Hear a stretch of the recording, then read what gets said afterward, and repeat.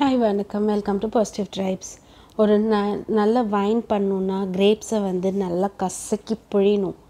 அதே போல் ஒரு டைமண்ட் நல்லா ஜொலிக்கணுன்னா அது அந்த பாலிஷிங் ப்ராசஸை கோத்ரூ பண்ணணும்.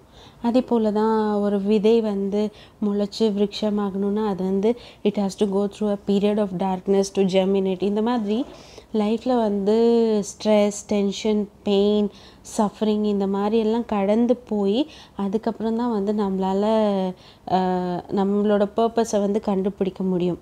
இதெல்லாம் கேட்குறதுக்கு நல்லா இருக்குது, பட் ஆனால் கோத்ரூ பண்ணுறது எவ்வளோ கஷ்டம் தெரியுமா?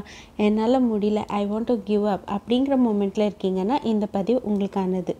அந்த மாதிரி உங்களுக்கு தோணுச்சுன்னா அந்த நேரத்தில் ஒரு சின்ன பாஸ் எடுத்துக்கோங்க.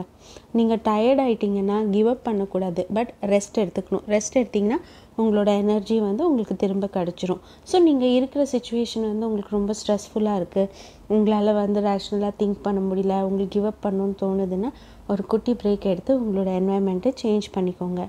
சும்மா ஒரு வாக் போயிட்டு வாங்க, இல்லை தனியாக ட்ரெயினில் ஒரு ஜேர்னி போயிட்டு வாங்க. அப்படி இல்லைன்னா கோவிலுக்கு போங்க, உங்களுக்கு கோவில் பிடிக்கும்னா. இல்லை குழந்தைங்க விளையாடிட்டு இருக்கிற பார்க்கில் போய் உட்காந்து அவங்க விளையாடுறத பாருங்கள். இது ஒரு குட்டி பிரேக்காக இருக்கட்டும். அதுக்கப்புறமா உங்களோட ஜேர்னியை நீங்கள் கண்டினியூ பண்ணணும். நீங்கள் வைன் ஆகணும், டைமண்ட் ஆகணும், நீங்கள் ஜெர்மினேட் ஆகி பெரிய விருட்சம் ஆகணும்.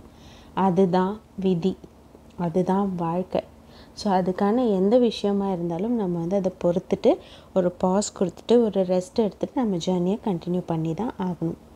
மீண்டும் பதிவில் சந்திக்கும் வரை நன்றி, வணக்கம். கீப் வாட்சிங் பாசிட்டிவ் ட்ரைப்ஸ்.